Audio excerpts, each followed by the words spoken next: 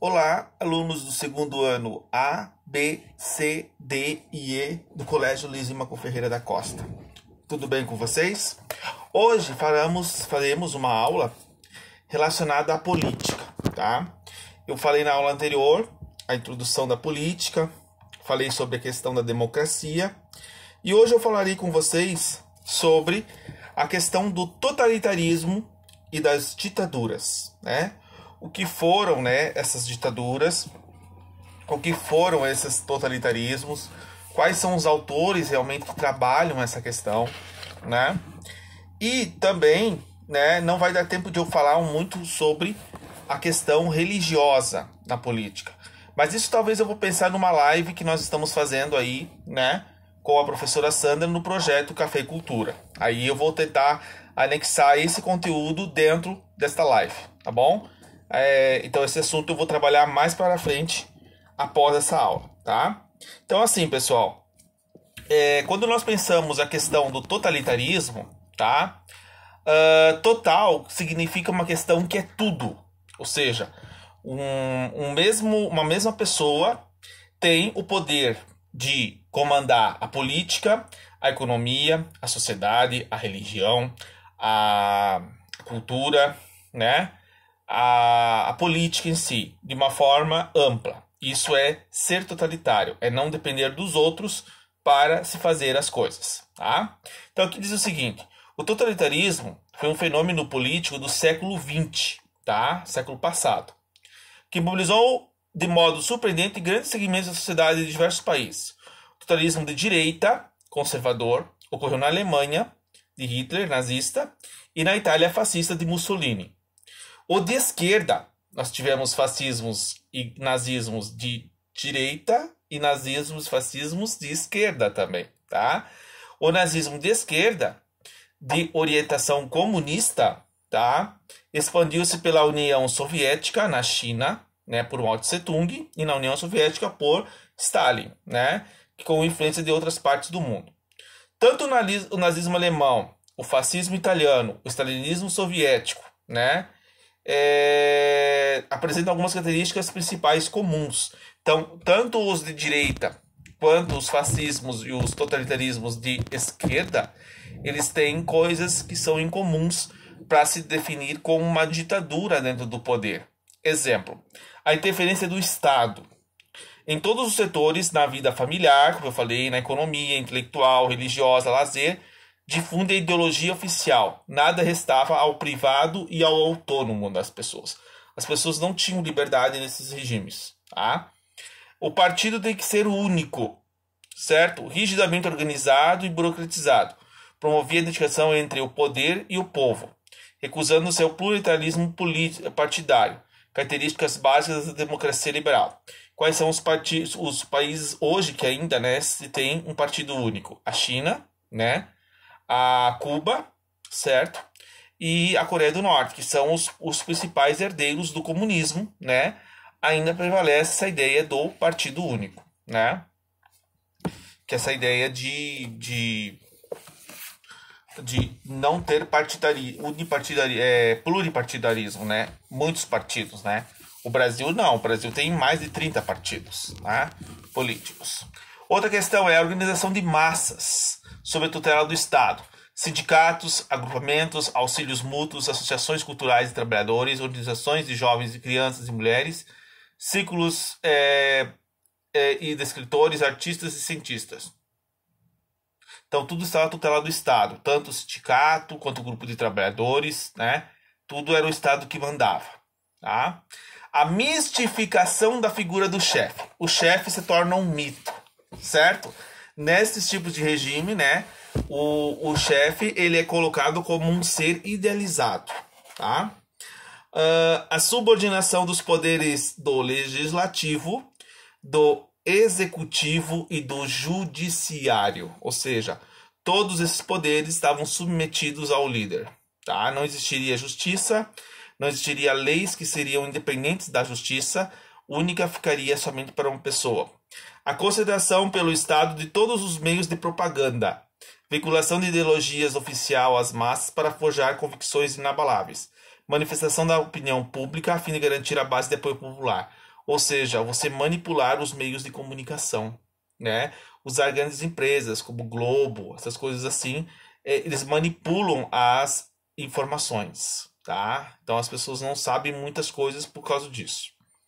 Polícia política, controlar o enorme aparelho repressivo.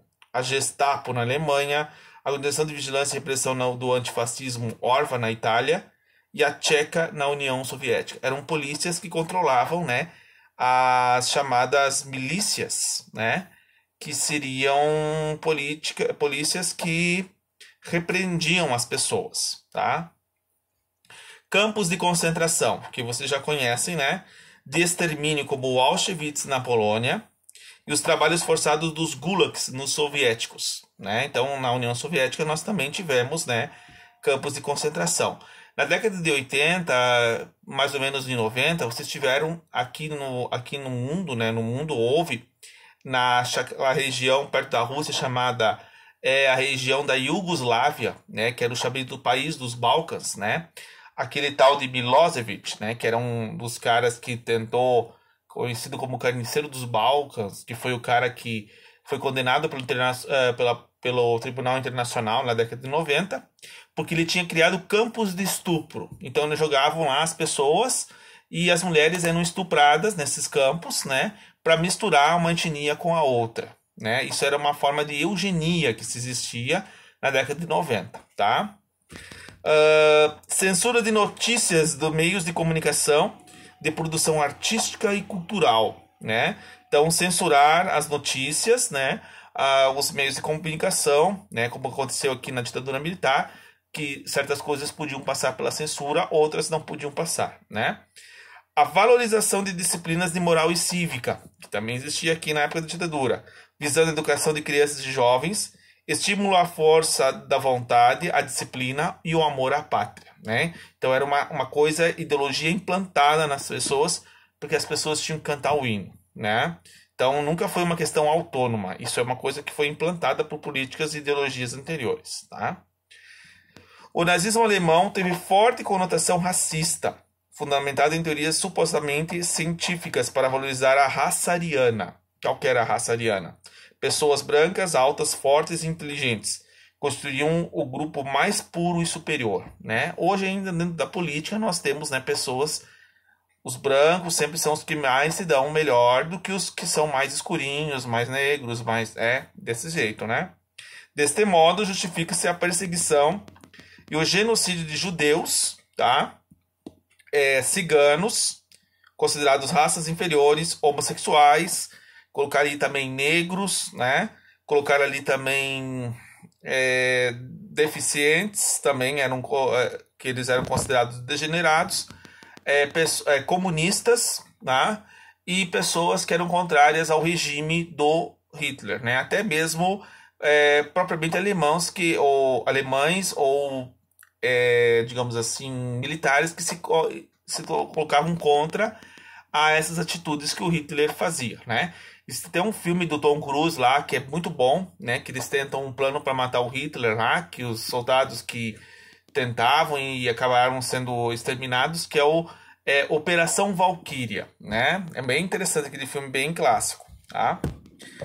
Então, olha só, toda essa situação, né? Essa ideia do nazismo, ela foi trabalhada por uma mulher, né? Uma filósofa muito conhecida, né? No início do século XX, que era judia, era chamada Hannah Arendt, tá? Ela escreveu um livro chamado A Origem do Totalitarismo. Filósofa alemã de origem judaica, Hannah Arendt analisou o fenômeno. Em 61, foi a Jerusalém para assistir o julgamento do carrasco de Adolf Eichmann durante o governo nazista. Participou ativamente do extermínio de judeus. Sua impressão e reflexão sobre o caso foram relatados no livro Eichmann de Jerusalém, um relato sobre a banalidade do mal. Olha só o que ela escreve sobre isso. É bem interessante vocês saberem o que ela realmente escreve sobre essa questão. O que a filósofa interrogava era o contraste entre aquela figura aparentemente apagada e equilibrada, de um homem comum, que no entanto cometeu tantas atrocidades. O que levaria as pessoas, sem qualquer predileção pelo atroz, se engajarem em uma política que exige obediência absoluta?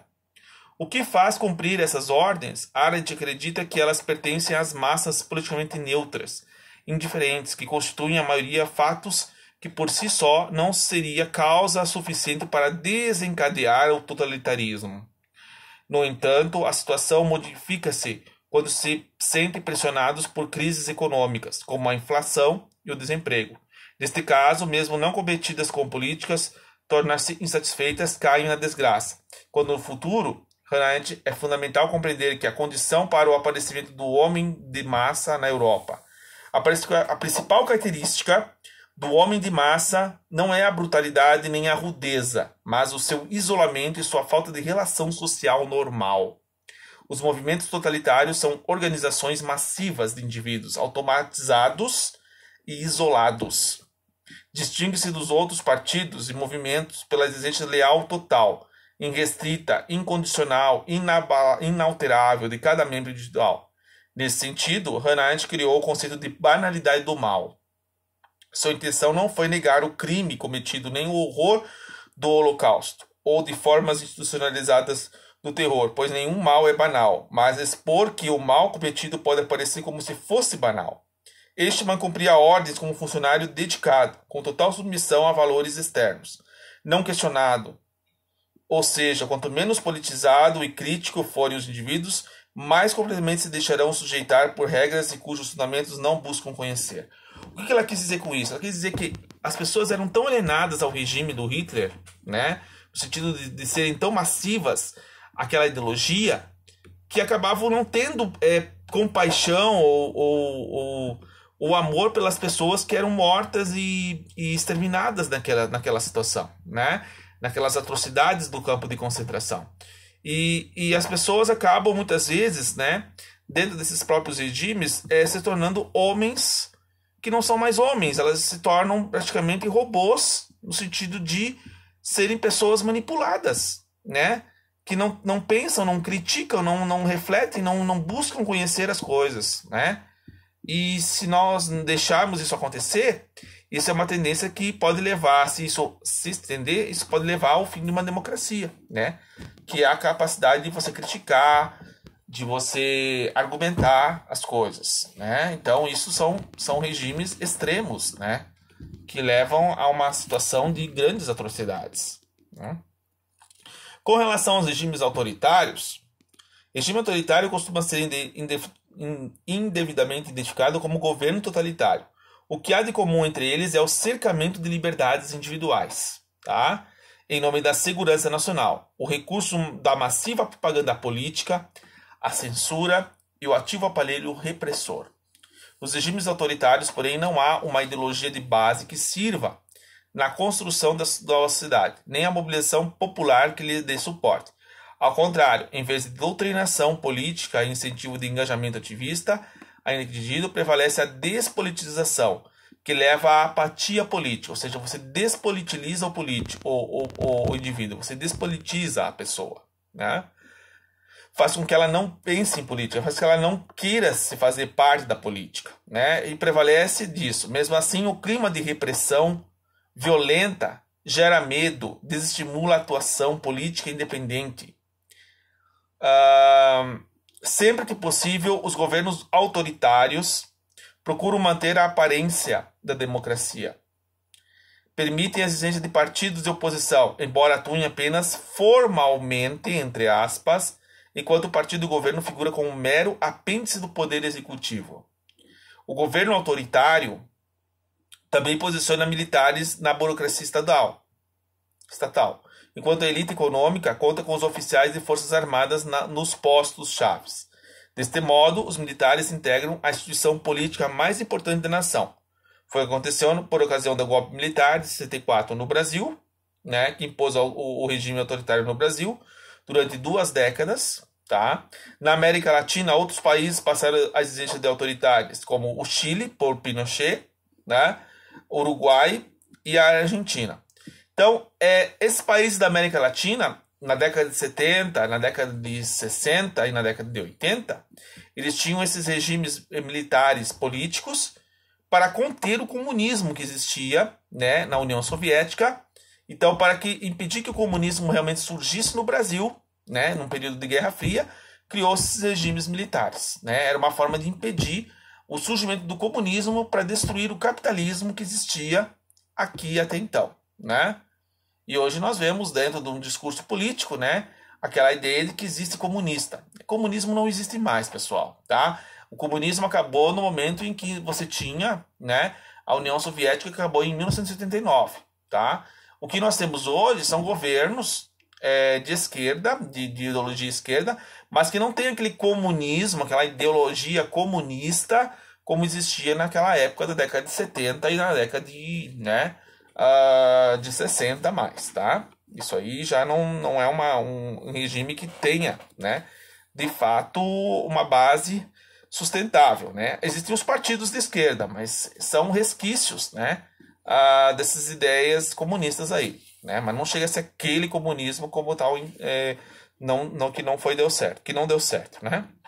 Esses regimes não têm legitimidade, uma vez que impostos pela força e mantidos por ela, deixam no seu rastro inúmeros casos de violação de direitos do cidadão. Isso é uma coisa que eu vou trabalhar na próxima aula, incluindo a tortura, a morte e o desaparecimento. Muitas pessoas desapareceram na época da ditadura militar e até hoje não foram encontradas, né? Muitos deles ocultados pela rígida censura. Vieram à luz pelo trabalho de comissões que investigam um período. A produção de livros, documentários revela os fatos e tenta manter viva a memória e, ao mesmo tempo, que exige a punição legal daqueles que transgridem a obrigação do Estado de garantir a segurança e a vida da população. Muitos livros, né, como esse que eu tenho aqui atrás, por exemplo, eram queimados em praça pública nesses governos, porque isso era proibido, ler tal livro, né? Isso dentro de um conceito político, tá? A religião também fez isso lá séculos atrás, também, né?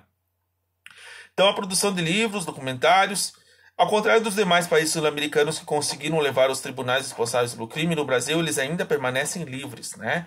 As pessoas que cometeram os crimes na ditadura militar, elas ainda estão aí vivendo na sociedade, sem serem punidas, tá? Até hoje se abafa o caso, né? Então, muitas das coisas que aconteceram, né? Muitas pessoas que realmente fizeram tal situação desapareceram. Tanto que tivemos até um general aí na época que morreu em 2016, né? Que massacrava as pessoas, né? E que foi morto e que morreu agora há pouco tempo sem ser julgado, né? Então toda essa situação aí é uma situação bem complicada. Democracia, né? A análise da democracia nos deixa entrever que a força e a fragilidade desse regime político. Força porque é condição de expressão humana, em plenitude devido ao caminho aberto pela liberdade e o esforço de alcançar a igualdade. A fragilidade porque ao defender a liberdade, a democracia convive com ameaças destrutivas que surgem em seu interior e o que já conseguiram se expressar em momentos de triste lembrança, como nos governos totalitários.